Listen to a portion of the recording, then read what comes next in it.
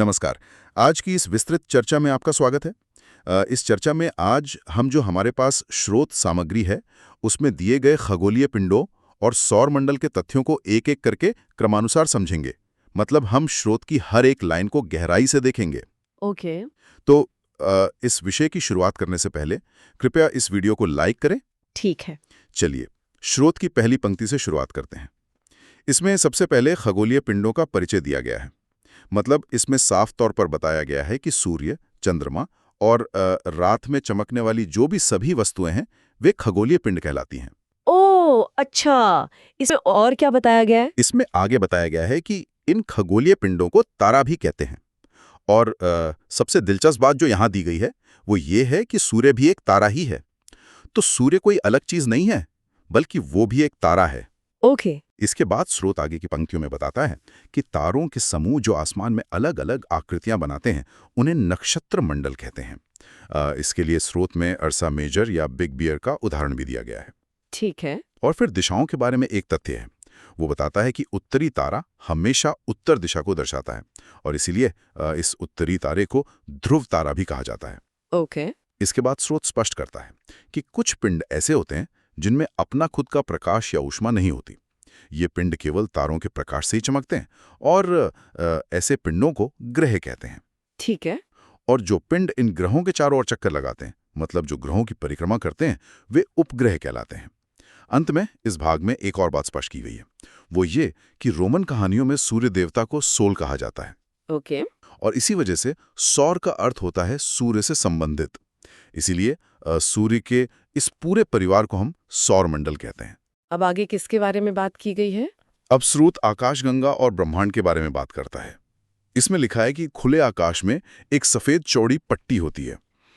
ये पट्टी एक चमकदार रास्ते की तरह दिखती है, जो असल में लाखों तारों का समूह है। ठीक है। और इसी लाखों तारों के समूह को आकाशगंगा कहते हैं। यहाँ यह भी बताया गया है कि हमारा जो अपना सौरमंडल है, वो भी इसी आकाशगंगा का एक छोटा सा भाग है। ओके। वो आगे बताता है कि ऐसी ही लाखों आकाशगंगाएं जब एक साथ मिलती हैं, यानी जब लाखों आकाशगंगाएं जुड़ती हैं, तो वे मिलकर ब्रह्मांड का निर्माण करती हैं। मतलब ब्रह्मांड इन लाखों आकाशगंगाओं से बना है। ठीक है। इसके बाद स्रोत हमारे सौरमंडल और सूर्य के विवरण पर आता है। अब आगे किसके बारे में बात की गई है? यहाँ वो बताता है कि सूर्य, हमारे 8 ग्रह, उपग्रह, क्षुद्र ग्रह और उल्कापिंड, ये सभी मिलकर हमारे सौरमंडल को बनाते हैं। ठीक है। फिर वो सूर्य के बारे में दी गई जानकारी पढ़ता है। इसके अनुसार सूर्य बिल्कुल केंद्र में स्थित है। ये बहुत ही बड़ा है और अत्यधिक गर्म गैसों से बना हुआ है। ओके। इसके साथ ही सूर्य इस पूरे सौरमंडल के लिए प्रकाश और ऊष्मा का एकमात्र स्रोत है। और दूरी की बात करें तो सूर्य हमारी पृथ्वी से 15 करोड़ किलोमीटर दूर है। ओह अच्छा, इसमें और क्या बताया गया है? पुरुष वक्ता आगे बताता है कि सूर्य के सबसे निकट का जो तारा है, उसका नाम प्रॉक्सिमा सेंचुरी है। ओके। इसके बाद प्रकाश की गति का जिक्र है। स्रोत के अनुसार प्रकाश की गति 3 लाख किलोमीटर प्रति सेकंड है। ठीक है। और इसी गति से चलते हुए, यानी इस 3 लाख किलोमीटर प्रति सेकंड की गति से प्रकाश को पृथ्वी तक पहुंचने में 8 मिनट और 19 सेकंड लगते हैं। ये बहुत ही सटीक आंकड़ा स्रोत में दिया गया है। अब आगे किसके बारे में बात की गई है? अब ग्रहों के क्रम और उनकी गति के बारे में बात की गई है। पुरुष वक्ता 8 ग्रहों का क्रम बताता है, जो सूर्य से उनकी दूरी के अनुसार है। ठीक है। ये ग्रह हैं बुध, शुक्र, पृथ्वी, मंगल, बृहस्पति, शनि, यूरेनस और नेपच्यून। ओके। स्रोत बताता है कि ये सभी ग्रह एक निश्चित दीर्घवृत्ताकार पथ पर सूर्य का चक्कर लगाते हैं, और इस रास्ते को या पथ को कक्षा कहते हैं। ठीक है। इन सभी ग्रहों में बुध ग्रह सूर्य के सबसे नजदीक है। फिर वह गतियों को स्पष्ट करता है। अपने ही अक्ष पर घूमना घूर्णन कहलाता है। ओके। और सूर्य के चारों ओर जो ग्रह एक निश्चित रास्ते पर घूमते हैं, उसे परिक्रमण कहा जाता है। ठीक है। पुरुष वक्ता यह भी बताता है कि 2003 UB313, जिसे सिरस भी कहते हैं, और प्लूटो, इन दोनों को बौने ग्रह कहा जाता है। ओके। इसके बाद ग्रहों के घूमने की दिशा की बात आती है। वह बताता है कि शुक्र और यूरेनस को छोड़कर बाकी सभी ग्रह घड़ी की सुई के विपरीत दिशा में घूमते हैं। ठीक है। जबकि ये दोनों, मतलब शुक्र और यूरेनस, घड़ी की सुई की दिशा में घूमते हैं। यह एक अपवाद है जो स्रोत में दिया गया है। अब आगे किसके बारे में बात की गई है? अब स्रोत में बुध और शुक्र ग्रह के बारे में विस्तार से बात की गई है। ठीक है। पुरुष वक्ता सबसे पहले बुध ग्रह के बारे में बताता है। ठीक है। बुध सबसे छोटा ग्रह है और ये सूर्य के सबसे निकट भी है। ओके। इसका सूर्य का परिक्रमण केवल 88 दिन का है और इसका कोई अपना उपग्रह नहीं है। ओ अच्छा, इसमें और क्या बताया गया है? इसके बाद पुरुष वक्ता शुक्र ग्रह का वर्णन करता है। हम्म। यह पृथ्वी के सबसे निकट का ग्रह है और साथ ही यह सबसे गर्म ग्रह भी है। ओके।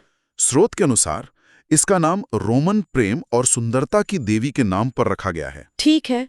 यह चंद्रमा के बाद आसमान में सबसे चमकीला पिंड है। इसे पृथ्वी की बहन भी कहा जाता है। ओके। और इसे पृथ्वी की बहन इसलिए कहा जाता है क्योंकि इसका द्रव्यमान और आकार बिल्कुल पृथ्वी के बराबर है। ठीक है। बुध की तरह ही शुक्र का भी अपना कोई उपग्रह नहीं है और इसे भोर का तारा और सांझ का तारा भी कहते हैं। अब आगे किसके बारे में बात की गई है? अब हमारी अपनी पृथ्वी के बारे में बात की गई है। पुरुष वक्ता पृथ्वी के बारे में स्रोत से जानकारी देता है। ठीक है। यह सूर्य से दूरी के क्रम में तीसरा ग्रह है और आकार के हिसाब से ये 5वां सबसे बड़ा ग्रह है। ओके। यह ध्रुवों पर थोड़ी चपटी है और इसी कारण से इसके आकार को भू-आभ कहा जाता है। इसका केवल एक ही उपग्रह है जो कि चंद्रमा है। ठीक है। अंतरिक्ष से देखने पर यह नीली दिखती है क्योंकि इसकी 2/3 सतह पानी से ढकी हुई है, इसीलिए इसे नीला ग्रह भी कहते हैं। ओ अच्छा, इसमें और क्या बताया गया है? पुरुष वक्ता आगे पृथ्वी के घूर्णन और परिक्रमण का बिल्कुल सटीक समय बताता है जो स्रोत में लिखा है। ओके। इसका घूर्णन समय 23 घंटे 56 मिनट और 4.09 सेकंड है। ठीक है। और इसका परिक्रमण समय 365 दिन 6 घंटे 48 मिनट और 45.51 सेकंड है। ओके। यह अपने अक्ष पर 23.5 डिग्री झुकी हुई है और इसी झुकाव की वजह से पृथ्वी पर मौसम बदलते हैं। ठीक है। फिर वो उपसौर और अपसौर के बारे में समझाता है। 3 जनवरी को पृथ्वी सूर्य के सबसे पास होती है जिसे उपसौर कहते हैं। ओके। और 4 जुलाई को पृथ्वी सूर्य से सबसे दूर होती है और इस स्थिति को अपसौर कहा जाता है। अब आगे किसके बारे में बात की गई है? अब स्रोत में मंगल और बृहस्पति ग्रहों के बारे में बात की गई है। पुरुष वक्ता सबसे पहले मंगल ग्रह के बारे में बताता है। ठीक है। यह सौरमंडल का दूसरा सबसे छोटा ग्रह है। इसकी मिट्टी में लौह ऑक्साइड होता है जिसके कारण यह लाल दिखता है। ओके। लाल दिखने के कारण ही इसे लाल ग्रह कहलाता है। इसके 2 उपग्रह हैं जिनके नाम फोबोस और डीमोस हैं। ठीक है। और एक और बात है कि इस ग्रह को हम नंगी आंखों से भी देख सकते हैं। ओके। अब पुरुष वक्ता बृहस्पति के बारे में बताता है। यह हमारे सौर मंडल का सबसे बड़ा ग्रह है। ठीक है। यह अपने अक्ष पर सबसे तेज घूमता है। स्रोत के अनुसार ये केवल 9 घंटे 56 मिनट में अपना एक चक्कर पूरा कर लेता है। ओके। और इस विशाल ग्रह के 67 उपग्रह हैं। अब आगे किसके बारे में बात की गई है? इसके बाद शनि, अरुण और वरुण ग्रहों के बारे में बात की गई है। पुरुष वक्ता पहले शनि ग्रह के बारे में पढ़ता है। ठीक है। ये आकार में दूसरा सबसे बड़ा ग्रह है। इस ग्रह के चारों ओर वलय यानी छल्ले मौजूद हैं। ओके। इसके कुल 62 उपग्रह हैं जिनमें से टाइटन नाम का उपग्रह सबसे बड़ा है। ओ अच्छा, इसमें और क्या बताया गया है? इसके बाद पुरुष वक्ता अरुण यानी यूरेनस के बारे में बताता है। इसकी खोज 1781 में विलियम हर्शल ने की थी। ओके। इसे लेटा हुआ ग्रह भी कहते हैं और इसके 27 उपग्रह हैं। ठीक है। फिर वह वरुण यानी नेपच्यून के बारे में बताता है। यह सूर्य से सबसे दूर स्थित है और यह सबसे ठंडा ग्रह है। ओके। इस सबसे ठंडे ग्रह के 14 उपग्रह हैं। अब आगे किसके बारे में बात की गई है? अब बात उपग्रहों और चंद्रमा के बारे में की गई है। पुरुष वक्ता उपग्रहों की व्याख्या करता है। ठीक है। जो पिंड ग्रहों की परिक्रमा करते हैं वे उपग्रह कहलाते हैं। मानव निर्मित उपग्रहों का भी जिक्र है जिनमें भारत के आर्यभट्ट, एजुसेट और ओशनसेट शामिल हैं। ओके। फिर वो हमारे प्राकृतिक उपग्रह चंद्रमा के बारे में बताता है। इसका व्यास पृथ्वी के व्यास का 1/4 है। ठीक है। और पृथ्वी से इसकी दूरी 3,84,400 किलोमीटर है। ओ अच्छा, इसमें और क्या बताया गया है? पुरुष वक्ता आगे की पंक्तियां पढ़ता है। चंद्रमा 27 दिन 7 घंटे और 43 मिनट में पृथ्वी का एक चक्कर लगाता है। ओके। नील आर्मस्ट्रॉन्ग पहले व्यक्ति थे जिन्होंने 21 जुलाई 1969 को चांद पर कदम रखा था। ठीक है। चंद्रमा का अपना कोई प्रकाश नहीं है। ये केवल सूर्य के प्रकाश को परावर्तित करता है। ओके। और ये परावर्तित प्रकाश 1.25 सेकंड में पृथ्वी पर पहुंचता है जिसे हम चांदनी कहते हैं। अब आगे किसके बारे में बात की गई है? अब पुरुष वक्ता स्रोत के अंतिम भाग पर आता है, जहां शूद्र ग्रहों के बारे में बताया गया है। ठीक है। तारों, ग्रहों और उपग्रहों के अलावा असंख्य छोटे पिंड भी सूर्य का चक्कर लगाते हैं। ओके। और इन छोटे पिंडों को ही क्षुद्र ग्रह कहते हैं। ठीक है। ये क्षुद्र ग्रह मुख्य रूप से मंगल और बृहस्पति ग्रहों की कक्षाओं के बीच पाए जाते हैं। ठीक है। तो यहाँ पुरुष वक्ता स्रोत में दी गई सारी जानकारी का समापन करता है। आज के इस डीप डाइव में स्रोत सामग्री के आधार पर ब्रह्मांडीय पिंडों जैसे उल्कापिंड, धूमकेतु और पृथ्वी की गतियों पर चर्चा की गई है। साथ ही समय की गणना और ऋतुओं के परिवर्तन से जुड़े तथ्यों का एक बहुत ही सटीक विवरण दिया गया है। वीडियो को लाइक करें। ओके। तो स्रोत के अनुसार शुरुआत उल्कापिंडों से की गई है, जिन्हें मिट्योराइट्स भी कहा जाता है। स्पष्ट किया गया है कि ये असल में सूर्य के चारों ओर चक्कर लगाने वाले पत्थरों के छोटे छोटे टुकड़े हैं। जब ये परिक्रमा करते हुए पृथ्वी के बहुत करीब आते हैं तो वायु के साथ घर्षण यानी फ्रिक्शन के कारण गर्म होकर जल जाते हैं। ठीक वैसे ही जैसे दो सतहों को तेजी से रगड़ने पर गर्मी पैदा होती है, वैसे ही हवा के इस घर्षण से ये टुकड़े जलकर टूटता हुआ तारा बन जाते हैं। ओह अच्छा, इसमें और क्या बताया गया है? इसके बाद पुच्छल तारों का विवरण दिया गया है, जिन्हें कॉमेट्स कहते हैं। बताया गया है कि ये चट्टान, बर्फ, धूल और गैस से बने होते हैं। गुरुत्वाकर्षण के कारण इनका सिर हमेशा सूर्य की तरफ होता है और इनकी पूंछ सूर्य से दूर बाहर की तरफ निकली होती है। अब आगे किसके बारे में बात की गई है? फिर कुइपर मेखला यानी कुइपर बेल्ट के बारे में बताया गया है।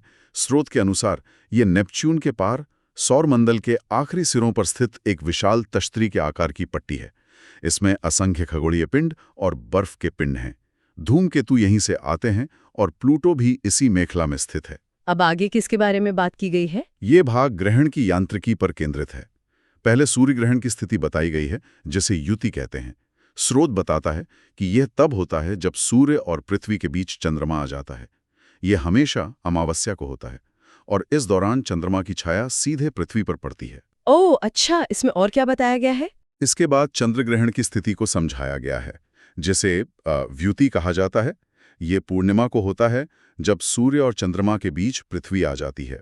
इस स्थिति में पृथ्वी की विशाल छाया चंद्रमा पर पड़ती है। अब आगे किसके बारे में बात की गई है? इस खंड में पृथ्वी के भूगोल पर चर्चा की गई है। विषुवत वृत्त या भूमध्य रेखा को एक काल्पनिक रेखा के रूप में वर्णित किया गया है, जो ग्लोब को उत्तरी और दक्षिणी गोलार्ध में बिल्कुल बराबर बांटती है। ओके। अक्षांश रेखाओं की व्याख्या भी की गई है। बताया गया है कि भूमध्य रेखा, जो कि 0 डिग्री अक्षांश है, वो सबसे लंबी अक्षांश रेखा है। इसकी लंबाई 40,076 किलोमीटर है, जबकि ध्रुवों पर पहुंचते पहुंचते ये रेखाएं मात्र बिंदु रह जाती हैं। ठीक है। उत्तरी गोलार्ध में 23.5 डिग्री उत्तर पर कर्क रेखा है और 66.5 डिग्री उत्तर पर उत्तर ध्रुव वृत्त है। इसी तरह दक्षिणी गोलार्ध में 23.5 डिग्री दक्षिण पर मकर रेखा और 66.5 डिग्री दक्षिण पर दक्षिण ध्रुव वृत्त का सटीक वर्णन किया गया है। ओह अच्छा, इसमें और क्या बताया गया है? भूमध्य रेखा जिन देशों से गुजरती है, उनकी सूची स्रोत के अनुसार बिना किसी क्रम को बदले दी गई है। दक्षिण अमेरिका में ये इक्वाडोर, कोलंबिया और ब्राजील से गुजरती है। अफ्रीका में कोंगो गणराज्य, कोंगो लोकतांत्रिक गणराज्य, केन्या, सोमालिया, युगांडा और गैबन से। और एशिया में Indonesia, Kiribati, Maldives, Sao Tomé और प्रिंसिप से होकर गुजरती है। अब आगे किसके बारे में बात की गई है? कर्क रेखा और मकर रेखा के बीच के क्षेत्र का वर्णन किया गया है, जिसे उष्ण कटिबंध कहते हैं। यहाँ साल में एक बार दोपहर में सूर्य ठीक सिर के ऊपर होता है, इसलिए इस क्षेत्र को सबसे अधिक ऊष्मा प्राप्त होती है। ओह अच्छा, इसमें और क्या बताया गया है? शीतोष्ण कटिबंध की जानकारी दी गई है। कर्क और मकर रेखा के बाद सूर्य की किरणें तिरछी होती जाती हैं, इसलिए यहाँ तापमान मध्यम रहता है। ठीक उसी तरह जैसे तिरछी रोशनी सीधा असर नहीं करती, जिससे गर्मी कम हो जाती है। ओके। अंत में शीत कटिबंध की व्याख्या की गई है। इन क्षेत्रों में सूर्य क्षितिज से ज्यादा ऊपर आ ही नहीं पाता है और इसीलिए यहाँ अत्यधिक ठंड होती है। अब आगे किसके बारे में बात की गई है? लंदन के निकट ग्रीनविच से गुजरने वाली प्रधान यामियोत्तर का उल्लेख किया गया है, जो 0 डिग्री देशांतर है। यह रेखा पृथ्वी को पूर्वी और पश्चिमी गोलार्ध में बांटती है। ठीक है। समय की गणना का बहुत ही रोचक गणित समझाया गया है। पृथ्वी पश्चिम से पूर्व की ओर घूमती है और यह 24 घंटे में 360 डिग्री घूमती है। इसका सीधा सा मतलब है कि यह 1 घंटे में 15 डिग्री और 4 मिनट में 1 डिग्री घूमती है। ओह अच्छा, इसमें और क्या बताया गया है? ग्रीनविच के समय का उदाहरण देकर इसे और स्पष्ट किया गया है। यदि ग्रीनविच में दोपहर के 12 बजे हैं तो 15 डिग्री पूर्व में 1 बजा होगा, क्योंकि वह 1 घंटा आगे है। और 15 डिग्री पश्चिम में सुबह के 11 बजे होंगे। उसी समय 180 डिग्री पर मध्य रात्रि होगी। ओके। भारत की स्थिति 82 डिग्री 30 मिनट पूर्व के आधार पर बताया गया है कि भारत का समय ग्रीनविच से 5 घंटा 30 मिनट आगे है। इसलिए जब लंदन में दोपहर के 2 बजे होते हैं तब भारत में शाम के 7:30 बजते हैं। अब आगे किसके बारे में बात की गई है? घूर्णन यानी अपने अक्ष पर घूमना और परिक्रमण यानी सूर्य के चारों ओर घूमना, इन दोनों गतियों का अंतर स्पष्ट किया गया है। पृथ्वी के अक्ष का कक्षीय सतह से 66.5 डिग्री का कोण और प्रदीप्ति वृत्त को समझाया गया है, जो दिन और रात वाले हिस्से को बांटता है। ओह अच्छा, इसमें और क्या बताया गया है? वर्ष की गणना के बारे में बताया गया है, जो 365 दिन और 6 घंटे की होती है। स्पष्ट किया गया है कि कैसे ये 6 घंटे हर 4 साल में मिलकर 24 घंटे यानी एक पूरा दिन बन जाते हैं। ये दिन फरवरी महीने में जुड़कर लीप वर्ष का निर्माण करता है, जिससे फरवरी 29 दिन की हो जाती है। अब आगे किसके बारे में बात की गई है? ऋतुओं का परिवर्तन पृथ्वी की स्थिति बदलने के कारण होता है। 21 जून की स्थिति की व्याख्या की गई है, जिसे उत्तर अयनांत कहते हैं। इस दिन उत्तरी गोलार्ध सूर्य की ओर झुका होता है। कर्क रेखा पर किरणें सीधी पड़ती हैं और यहाँ सबसे लंबा दिन होता है। ओह अच्छा, इसमें और क्या बताया गया है? 22 दिसंबर की चर्चा की गई है, जिसे दक्षिण अयनांत कहा जाता है। इस समय दक्षिणी ध्रुव सूर्य की ओर झुका होता है और मकर रेखा पर सीधी किरणें पड़ती हैं। स्रोत से यह रोचक तथ्य भी बताया गया है कि इसी कारण ऑस्ट्रेलिया में ग्रीष्म ऋतु में क्रिसमस मनाया जाता है। ओके। यह भी बताया गया है कि उत्तरी ध्रुव रेखा के बाद वाले भागों पर 6 महीने तक लगातार दिन ही रहता है। ठीक है। अंत में 21 मार्च और एवं 23 सितंबर को समझाया गया है, जिसे विषुव कहते हैं। इन दोनों दिनों में सूर्य की किरणें विषुवत वृत्त पर सीधी पड़ती हैं, कोई भी ध्रुव झुका नहीं होता और पूरी पृथ्वी पर दिन और रात बराबर होते हैं। ठीक है। स्रोत सामग्री के आधार पर यह स्पष्ट होता है कि अंतरिक्ष में तैरते पत्थरों यानी उल्कापिंडों से लेकर पृथ्वी के 66.5 डिग्री के झुकाव और 4 मिनट प्रति डिग्री के गति तक ब्रह्मांड की हर एक गणितीय गणना आपस में जुड़ी हुई है। यही अचूक व्यवस्था हमारे कैलेंडर, घड़ियों और मौसम को बिना किसी चूक के चला रही है। ये सब एक बेहद व्यवस्थित प्रणाली का ही हिस्सा है। अब आगे किसके बारे में बात की गई है? हाँ, आज की इस डीप डाइव में हम पृथ्वी के मानचित्रों की परिभाषा से अपनी चर्चा की शुरुआत कर रहे हैं। ओके। मतलब स्रोत के अनुसार अगर देखें तो मानचित्र पृथ्वी की सतह या इसके किसी एक भाग का पैमाने यानी स्केल के माध्यम से किसी चपटी सतह पर खींचा गया चित्र होता है। तो इस चर्चा में आगे बढ़ने से पहले वीडियो को लाइक करें। ओके। तो स्रोत के अनुसार मानचित्रों के 3 प्रकारों का बहुत ही विस्तार से वर्णन किया गया है। सबसे पहले आते हैं भौतिक मानचित्र, जिन्हें उच्चावच मानचित्र भी कहा जाता है। ठीक है। ये जो भौतिक मानचित्र होते हैं ये पर्वतों, पठारों, मैदानों, नदियों और महासागरों जैसी जो प्राकृतिक आकृतियां होती हैं उन्हें दर्शाते हैं। ओके। इसके बाद राजनीतिक मानचित्रों का जिक्र किया गया है। मतलब जो राज्यों, नगरों, शहरों, गांवों और विश्व के अलग अलग देशों और उनकी सीमाओं को स्पष्ट रूप से दिखाते हैं उन्हें राजनीतिक मानचित्र कहते हैं। ओ अच्छा, इसमें और क्या बताया गया है? हाँ, इसमें थीमेटिक मानचित्रों के बारे में भी बताया गया है। ये वो मानचित्र होते हैं जो हमें विशेष जानकारी देते हैं, जैसे कि सड़क, वर्षा, वन और उद्योगों का वितरण दिखाने वाले मानचित्र। ठीक है। इसके आगे दिशा यानी डायरेक्शन के बारे में भी समझाया गया है। मतलब अधिकतर मानचित्रों में ऊपर दाहिनी तरफ एक तीर का निशान होता है जिस पर ऊ लिखा होता है, जिसे उत्तर रेखा कहते हैं। ओके। हाँ, और इसी के आधार पर 4 प्रधान दिग्बिंदु उत्तर, दक्षिण, पूर्व और पश्चिम का उल्लेख किया गया है। ये भी स्पष्ट किया गया है कि दिक्सूचक यंत्र यानी कंपास की चुंबकीय सुई हमेशा प्राकृतिक रूप से उत्तर दक्षिण दिशा में ही रुकती है। अब आगे किसके बारे में बात की गई है? अब स्रोत में पृथ्वी के 4 प्रमुख परिमंडलों को क्रमानुसार समझाया गया है। सबसे पहला है भूमंडल, जो पृथ्वी का वो ठोस भाग है जहां जीवन बसा हुआ है। ओके। अच्छा, दूसरा वायुमंडल है जो असल में गैस की परतें हैं, मतलब इसमें ऑक्सीजन, नाइट्रोजन और कार्बन डाइऑक्साइड जैसी गैसें शामिल हैं जो पृथ्वी को चारों ओर से घेरती हैं। ठीक है। इसके बाद तीसरे नंबर पर जलमंडल आता है, जो पृथ्वी का बहुत बड़ा जल भाग है। इसमें ना जल की सभी अवस्थाएं शामिल हैं, जैसे बर्फ, जल और जलवाष्प। ओके। और चौथा है जीवमंडल। ये वो सीमित क्षेत्र है जहां स्थल, जल और हवा एक साथ मिलते हैं और यहीं पर सभी प्रकार के जीवन पाए जाते हैं। ठीक है। इसके बाद स्रोत में जैवमंडल और स्थलमंडल की थोड़ी और गहराई में बात की गई है। मतलब पादप यानी पेड़ पौधे और जीव जंतु मिलकर जैवमंडल बनाते हैं, जो जीवन का संभव बनाने वाला एक बहुत ही संकीर्ण क्षेत्र है। हाँ। और स्थलमंडल की बात करें तो इसे पृथ्वी की ठोस परपटी के रूप में परिभाषित किया गया है, जो चट्टानों और खनिजों से बनी है और ऊपर से मिट्टी से ढकी हुई है। ठीक है। हाँ, इसमें पहाड़, पठार, मैदान और घाटी जैसी स्थलाकृतियां शामिल हैं। और एक दिलचस्प बात यह है ना कि ये स्थलाकृतियां महासागरों की सतह पर भी बिल्कुल ऐसे ही पाई जाती हैं। ओह, अच्छा। इसमें और क्या बताया गया है? अब पृथ्वी की सतह के दो मुख्य भागों का वर्णन किया गया है। पहले हैं बड़े स्थलीय भूभाग, जिन्हें महाद्वीप कहते हैं, और दूसरे हैं बड़े जलाशय, जिन्हें महासागरीय बेसिन कहा जाता है। ठीक है।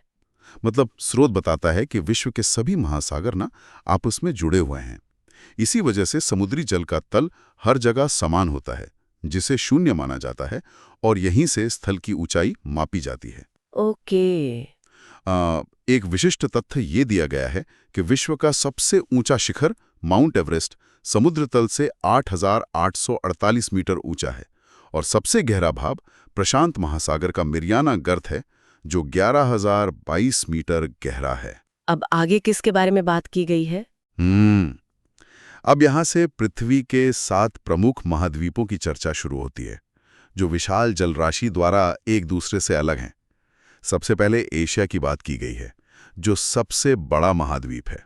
ठीक है। मतलब यह पृथ्वी का 1/3 भाग घेरता है और विश्व के कुल क्षेत्रफल का 29.5% हिस्सा है।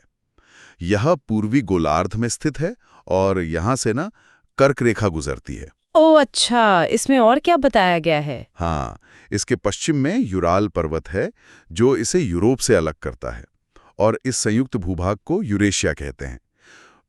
कृषि के मामले में यह चावल, जूट, कपास और सिल्क उत्पादन में प्रथम है। ठीक है।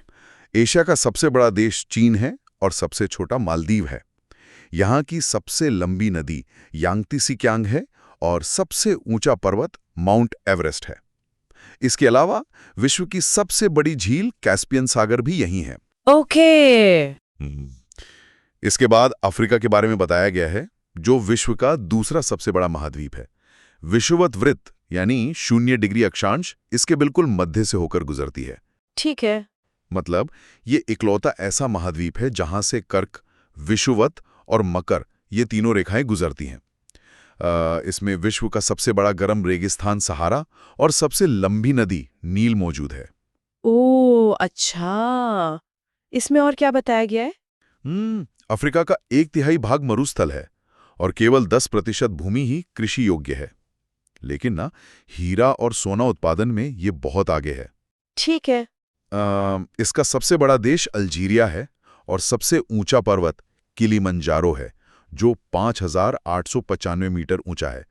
सबसे बड़ी झील विक्टोरिया है और विश्व की सबसे बड़ी हीरे की खान किम्बरले भी यहीं स्थित है। अब आगे किसके बारे में बात की गई है? अब उत्तर अमेरिका की बात की गई है, जो विश्व का तीसरा सबसे बड़ा महाद्वीप है। ये पनामा स्थल संधि द्वारा दक्षिण अमेरिका से जुड़ा हुआ है। ओके। यह उत्तरी पश्चिमी गोलार्ध में है और 3 तरफ से महासागरों से घिरा हुआ है। मतलब विश्व का आधा मक्का यहीं पैदा होता है। ओह अच्छा, इसमें और क्या बताया गया है? इसका सबसे बड़ा देश कनाडा है और सबसे छोटा सेंट पियरे है। यहाँ की सबसे लंबी नदी मिसिसिपी मिसौरी है। ओके। हाँ, यहाँ का सबसे ऊंचा पर्वत दिनाली है, जिसकी ऊंचाई 6,194 मीटर है, और सबसे बड़ी झील सुपीरियर है, जो मीठे पानी की सबसे बड़ी झील है। ठीक है। इसके बाद दक्षिण अमेरिका आता है, जो चौथा बड़ा महाद्वीप है। इसका 2/3 भाग विषुवत रेखा के दक्षिण में उष्ण कटिबंध में पड़ता है और एक बहुत बड़ा भाग वनाच्छादित है। ओके। इसका सबसे बड़ा देश ब्राजील है और सबसे छोटा फॉकलैंड द्वीप है। यहाँ की सबसे लंबी नदी अमेज़न है और सबसे ऊंचा पर्वत अकुंकागुआ है। ओह अच्छा, इसमें और क्या बताया गया है? अब बचे हुए 3 महाद्वीपों को क्रमानुसार समझाया गया है। सबसे पहले अंटार्कटिका है, जो 5वां बड़ा महाद्वीप है, और ये पूरी तरह से दक्षिणी गोलार्ध में है। ठीक है। इसके बिल्कुल मध्य में दक्षिणी ध्रुव स्थित है। ये हमेशा मोटी बर्फ से ढका रहता है, इसीलिए यहाँ कोई स्थायी मानव निवास नहीं है। ओके। मतलब इंसान तो नहीं रहते, लेकिन यहाँ देशों के शोध केंद्र जरूर हैं, जिनमें भारत के मैत्री और दक्षिण गंगोत्री शामिल हैं। ओके। फिर यूरोप के बारे में बताया गया है। उत्तरी गोलार्ध की बात करें तो यह सबसे छोटा महाद्वीप है और विश्व का 6ठा बड़ा महाद्वीप है, और इसे प्रायद्वीपों का प्रायद्वीप कहते हैं। ठीक है। यह एशिया के पश्चिम में स्थित है। यहाँ से आर्कटिक वृत्त गुजरता है और ये 3 तरफ से जल से घिरा हुआ है। ओह अच्छा, इसमें और क्या बताया गया है? और अंत में ऑस्ट्रेलिया की बात की गई है, जो विश्व का सबसे छोटा महाद्वीप है। ये पूरी तरह दक्षिणी गोलार्ध में स्थित है। ओके। यह चारों तरफ से महासागरों से घिरा है, इसलिए ना इसे द्वीपीय महाद्वीप कहा जाता है। तो अगर हम आज की इस चर्चा का निष्कर्ष निकालें ना, तो मानचित्र की एक साधारण परिभाषा से लेकर पृथ्वी के सबसे छोटे द्वीपीय महाद्वीप तक की ये जानकारी आपस में बहुत गहराई से जुड़ी हुई है। अगर एक ऐसी गहरी खाई की कल्पना की जाए जो इतनी विशाल है कि ऊंचे से ऊंचा पर्वत भी उसमें पूरी तरह समा जाए, या फिर एक ऐसी अदृश्य ढाल के बारे में सोचा जाए जो अंतरिक्ष से तेजी से गिरते हुए उल्कापिंडों को हवा में ही जला के राख कर देती है। ओके। तो मतलब ये सब किसी विज्ञान कथा जैसा प्रतीत होता है, लेकिन ये कोई कहानी नहीं है, बल्कि ये सब इसी ग्रह की वास्तविकता है। आज के इस विस्तृत चर्चा में पृथ्वी के इन्हीं प्रमुख परिमंडलों यानी जलमंडल, वायुमंडल और पर्वतों के बारे में दिए गए तथ्यों का गहराई से विश्लेषण किया जाएगा, और ये समझा जाएगा कि ये संरचनाएं कैसे काम करती हैं और कैसे एक दूसरे से जुड़ी हुई हैं। Like to the video. अब आगे किसके बारे में बात की गई है? इस स्रोत सामग्री की शुरुआत पृथ्वी के सबसे महत्वपूर्ण हिस्सों में से एक यानी जलमंडल से होती है। जलमंडल, जिसे अंग्रेजी में हाइड्रोस्फीयर भी कहा जाता है, उसकी एक बहुत ही स्पष्ट व्याख्या यहाँ दी गई है। यह केवल पानी का एक साधारण जमाव नहीं है, बल्कि यह पृथ्वी पर मौजूद जल का संपूर्ण क्षेत्र है। ठीक है। स्रोत में ये विस्तार से बताया गया है कि ये जलमंडल किसी एक जगह पर स्थित नहीं है। मतलब ये नदी, झील, समुद्र और महासागर जैसे विभिन्न जलाशयों से मिलकर बनता है। इन जलाशयों को अंग्रेजी में रिजर्वोयर भी कहा जाता है। ओके। ये सभी जलाशय आपस में मिलकर पृथ्वी के इस पूरे जलमंडल का निर्माण करते हैं। इसकी अहमियत को स्पष्ट करते हुए ये तथ्य भी सामने रखा गया है कि ये पृथ्वी पर मौजूद सभी प्राणियों के लिए अत्यंत आवश्यक है। इसके बिना जीवन के अस्तित्व की कल्पना भी नहीं की जा सकती। ओह अच्छा। तो इसी के आधार पर स्रोत सामग्री महासागरों यानी ओशंस की ओर बढ़ती है। महासागर इस जलमंडल के सबसे मुख्य और विशाल भाग हैं। ये समझना बहुत जरूरी है कि ये कोई छोटे मोटे जलाशय नहीं है, बल्कि ये जलमंडल का सबसे बड़ा हिस्सा है। ठीक है। और यहाँ एक बहुत ही महत्वपूर्ण तथ्य जो स्रोत में दिया गया है वो ये है कि ये सभी महासागर आपस में एक दूसरे से पूरी तरह जुड़े हुए हैं। ये कोई अलग थलग पानी के गड्ढे नहीं है, बल्कि मतलब यह एक निरंतर बहने वाला और आपस में जुड़ा हुआ विशाल जल निकाय है। ओके। इसी निरंतरता को समझाते हुए स्रोत में विश्व के प्रमुख महासागरों का क्रमानुसार विवरण दिया गया है। इस क्रम में सबसे पहले प्रशांत महासागर, जिसे पैसिफिक ओशन कहा जाता है, उसका जिक्र आता है। यह विश्व का सबसे बड़ा महासागर है। इसमें और क्या बताया गया है?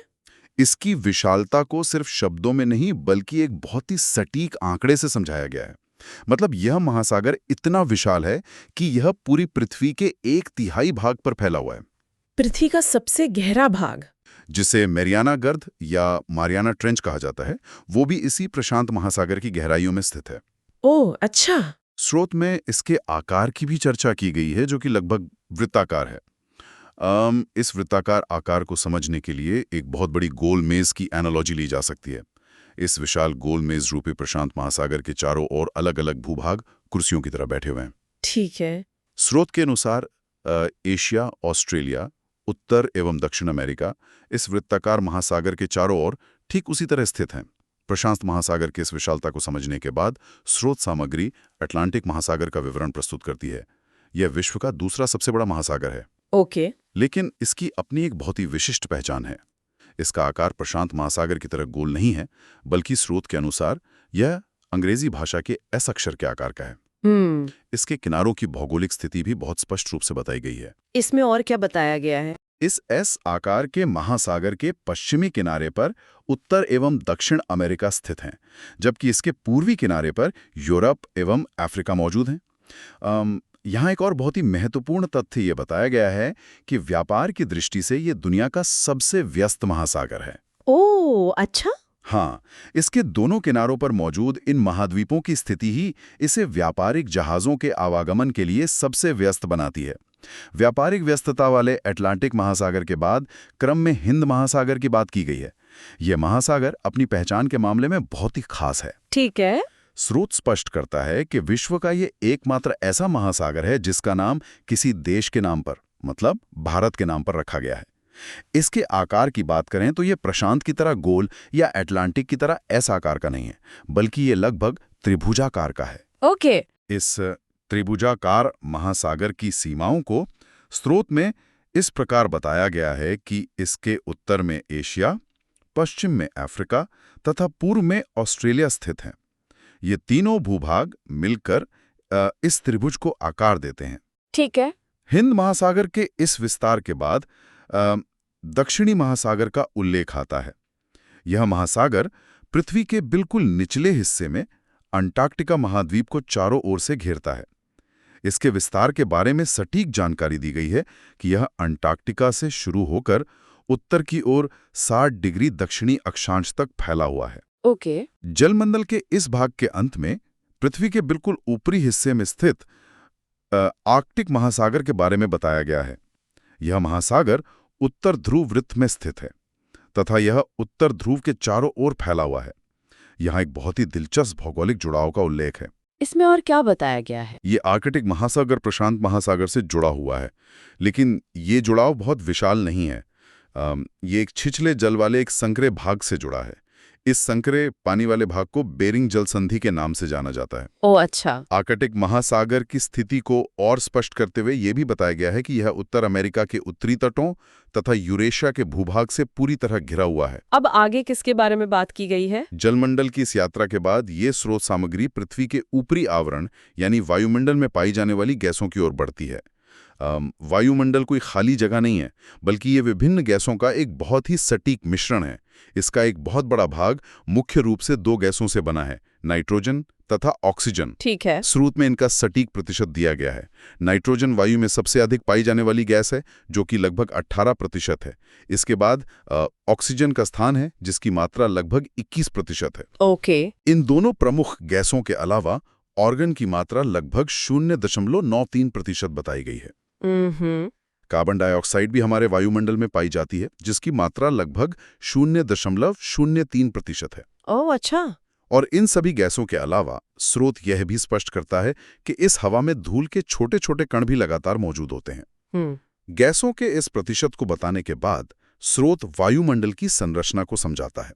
हमारा वायुमंडल पृथ्वी की सतह से आरंभ होकर अंतरिक्ष की ओर जाते हुए 5 परतों में विभाजित है। इसमें और क्या बताया गया है? ये 5 परतें हैं: क्षोभमंडल, समतापमंडल, मध्यम मंडल, बाह्य वायुमंडल एवं बहिर्मंडल। इस पूरी संरचना को समझने के लिए एक 5 मंजिला इमारत की एनालॉजी का उपयोग किया जा सकता है, जहां हर मंजिल की अपनी एक अलग विशेषता है जो इस ग्रह को सुरक्षित रखती है। ओके। इस इमारत की पहली मंजिल यानी सबसे निचली परत का नाम क्षोभमंडल है। इसकी औसत ऊंचाई सतह से 13 किलोमीटर तक है। यह सबसे महत्वपूर्ण परत है क्योंकि हम इसी मंडल में सांस लेते हैं। यह परत पूरी तरह से सक्रिय है। ठीक है। मौसम से जुड़ी लगभग सभी घटनाएं, जैसे वर्षा का होना, सर्दियों में कोहरा छाना एवं ओलावर्षण का गिरना, ये सब इसी पहली परत यानी क्षोभमंडल के अंदर घटित होता है। इस परत के ठीक ऊपर का भाग यानी हमारी इमारत की दूसरी मंजिल समताप मंडल कहलाती है। ओह, अच्छा। यह परत लगभग 50 किलोमीटर की ऊंचाई तक फैली हुई है। इस परत की सबसे बड़ी खासियत यह है कि यह क्षोभमंडल की हलचल से बिल्कुल विपरीत है। मतलब ये बादलों एवं मौसम संबंधी घटनाओं से मुक्त होती है। मौसम की ये शांति होने के कारण ही यहाँ की परिस्थितियां हवाई जहाज उड़ाने के लिए बिल्कुल आदर्श होती हैं। इसमें और क्या बताया गया है? समताप मंडल की एक और अत्यंत महत्वपूर्ण विशेषता यह है कि इसमें ओजोन गैस की परत मौजूद होती है। अच्छा। ये ओजोन परत एक विशाल अदृश्य ढाल की तरह काम करती है और सूर्य से आने वाली हानिकारक गैसों से पृथ्वी की रक्षा करती है। ओके। इस समतापमंडल के ऊपर तीसरी मंजिल के रूप में मध्यमंडल आता है। ये वायुमंडल की तीसरी परत है ये समताप मंडल के ठीक ऊपर स्थित होती है। और अंतरिक्ष की ओर लगभग 80 किलोमीटर तक फैली है। इस परत की एक बहुत ही रोचक भूमिका है। ओ अच्छा। अंतरिक्ष से वायुमंडल में प्रवेश करने वाले उल्कापिंड जब तेज गति से इस मध्यमंडल में आते हैं तो वे जल जाते हैं। मतलब ये परत बाहरी अंतरिक्ष के उल्कापिंडों को सतह तक पहुंचने से पहले ही राख में बदल देती है। उल्कापिंडों को भस्म करने वाले इस मध्यमंडल के बाद चौथी मंजिल के रूप में बाह्य वायुमंडल की शुरुआत होती है। ठीक है, इस परत का व्यवहार बाकी परतों से अलग है क्योंकि इसमें बढ़ती ऊंचाई के साथ तापमान अत्यधिक तीव्रता से बढ़ता है। ये बाह्य वायुमंडल 80 किलोमीटर से लेकर 400 किलोमीटर तक फैला हुआ है। आयन मंडल इसी परत का एक बहुत ही प्रमुख भाग है। इसमें और क्या बताया गया है? ये परत हमारी आधुनिक दुनिया के लिए बहुत उपयोगी है क्योंकि रेडियो संचार के लिए इसी परत का उपयोग होता है। वास्तव में पृथ्वी की सतह से प्रसारित होने वाली रेडियो तरंगें जब इस परत तक पहुंचती हैं तो वो इस परत द्वारा पुनः पृथ्वी पर परावर्तित कर दी जाती हैं। ओके। इस संचार वाली परत के बाद इस वायुमंडलीय इमारत की सबसे ऊपरी और आखिरी परत आती है जिसे बहिर्मंडल के नाम से जाना जाता है। ये वायु की सबसे पतली परत होती है। यहाँ केवल हल्की गैसें ही मौजूद होती हैं। हीलियम एवं हाइड्रोजन जैसी अत्यंत हल्की गैसें यहीं से सीधे अंतरिक्ष में तैरती रहती हैं। अब आगे किसके बारे में बात की गई है? वायुमंडल की परतों की व्याख्या के बाद स्रोत सामग्री पृथ्वी की सतह की एक ठोस रचना यानी पर्वतों के विषय पर केंद्रित होती है। सबसे पहले यहाँ पर्वत की परिभाषा दी गई है। पहाड़ी वह स्थलीय भाग है जो आसपास की भूमि से ऊंची उठी होती है। ठीक है। लेकिन हर उठी हुई पहाड़ी को पर्वत नहीं कहा जा सकता। स्रोत के अनुसार केवल उसी पहाड़ी को पर्वत कहा जाता है जिसकी ऊंचाई 600 मीटर से अधिक हो एवं जिसकी ढाल बिल्कुल खड़ी हो। इसके साथ ही हिमानी को परिभाषित किया गया है। ओके। पर्वतों पर हमेशा जमी रहने वाली बर्फ की नदियों को ही हिमानी कहा जाता है। इस परिभाषा के साथ स्रोत में विश्व की कुछ प्रमुख पर्वत श्रृंखलाओं के उदाहरण दिए गए हैं, जैसे एशिया में हिमालय, यूरोप में आल्प्स तथा दक्षिण अमेरिका में एंडीज पर्वत श्रृंखलाएं। ओह अच्छा। पर्वतों का उपयोग केवल भौगोलिक संरचनाओं तक सीमित नहीं है। इन पर paragliding, hang gliding, river rafting तथा ढलानों पर स्कीइंग जैसे बहुत ही रोमांचक खेल खेले जाते हैं जो इनकी खड़ी ढालों के कारण ही संभव हो पाते हैं। इसमें और क्या बताया गया है? स्रोत सामग्री पर्वतों के निर्माण की प्रक्रिया के आधार पर उनके वर्गीकरण की ओर बढ़ती है। बताया गया है कि पर्वत मुख्य रूप से 3 प्रकार के होते हैं। पहला वलित पर्वत, दूसरा भ्रंशोत्थ पर्वत और तीसरा प्रकार ज्वालामुखी पर्वत। ठीक है। सबसे पहले वलित पर्वत का विवरण दिया गया है। हिमालय तथा आल्प्स इसी श्रेणी में आते हैं। इनकी सतह उबड़-खाबड़ होती है तथा इनके शिखर शंक्वाकार यानी कोन के आकार के होते हैं। भारत की अरावली श्रृंखला के बारे में स्रोत में बताया गया है कि यह विश्व की सबसे पुरानी वलित पर्वत श्रृंखला है। ओके। इन पर्वतों के निर्माण को समझने के लिए एक कागज को मोड़ने की एनालॉजी ली जा सकती है। जिस तरह कागज को दोनों किनारों से दबाने पर बीच का हिस्सा सिकुड़कर सिलवटें बना लेता है और शंक्वाकार रूप में उठ जाता है, ठीक उसी तरह ये वलित पर्वत बनते हैं। ओह अच्छा। विश्व के कुछ अन्य प्रमुख वलित पर्वतों के नाम भी स्रोत में हैं, जैसे एल्बर्ज, एटलस, ड्रेकन्सबर्ग, रॉकीज, एंडीज और ग्रेट डिवाइडिंग रेंज। वलित पर्वतों की प्रक्रिया से बिल्कुल अलग दूसरे प्रकार के पर्वत भ्रंशोत्थ पर्वत होते हैं। ठीक है। इनके निर्माण में कुछ मुड़ता नहीं है, बल्कि टूटता है। स्रोत ये समझाता है कि जब पृथ्वी का बड़ा भाग टूट जाता है तथा ऊर्ध्वाधर रूप से यानी सीधे ऊपर नीचे विस्थापित हो जाता है, तब इनका निर्माण होता है। यूरोप की राइन घाटी तथा वोजेस पर्वत इसके सटीक उदाहरण हैं। इसमें और क्या बताया गया है? भारत में नर्मदा नदी विंध्या एवं सतपुड़ा पर्वतों के मध्य इसी प्रकार की भ्रंश घाटी में बहती है। विश्व के प्रमुख भ्रंश पर्वतों में ब्लैक फॉरेस्ट और सियरा नेवादा के नाम आते हैं। इसके साथ ही भारत का पश्चिमी घाट भी इसी का एक विशाल उदाहरण है। ओके। के मोड़ने या टूटने से नहीं, बल्कि ज्वालामुखी क्रियाओं के कारण बनते हैं। अफ्रीका का माउंट किलिमंजारो तथा जापान का फ्यूजियामा इस तरह के लावा निर्मित पर्वतों के सबसे प्रमुख उदाहरण हैं। ओह अच्छा। विश्व के कुछ अन्य ज्वालामुखी पर्वतों में मोना लोआ, चिम्बोराजो, क्राकातोआ, विजुवियस और पिलियन के नाम दिए गए हैं। भारत के संदर्भ में एक विशेष तथ्य यहाँ है कि भारत का एकमात्र सक्रिय ज्वालामुखी अंडमान और निकोबार द्वीप समूह के बैरन द्वीप पर स्थित है। ठीक है। तो इस पूरी स्रोत सामग्री का पंक्ति दर पंक्ति गहराई से विश्लेषण करने पर एक बहुत ही स्पष्ट तस्वीर सामने आती है। प्रशांत महासागर में स्थित मेरियाना गर्त की उस अकल्पनीय गहराई से लेकर बाह्य वायुमंडल में रेडियो तरंगों को परावर्तित करने वाली परत तक, ओके। और बहिर्मंडल की पतली गैसों से लेकर विश्व की सबसे पुरानी अरावली की वलित पर्वत श्रृंखला और बैरन द्वीप के सक्रिय ज्वालामुखी तक, यह पृथ्वी एक बेहद जटिल लेकिन पूरी तरह से सुव्यवस्थित प्रणाली है जो इस जीवन को संभव बनाती है। ठीक है। अंत में यह विचार करने योग्य है कि इस पूरी व्यवस्था का संतुलन कितना नाजुक है। वायुमंडल में महज 0.03% कार्बन डाइऑक्साइड की मात्रा या समताप मंडल में ओजोन गैस की एक पतली सी अदृश्य ढाल ही वो एकमात्र रक्षा कवच है जो पृथ्वी पर मौजूद इस जीवंत दुनिया और बहिर्मंडल के पार फैले उस ठंडे अनंत अंतरिक्ष के बीच खड़ा है।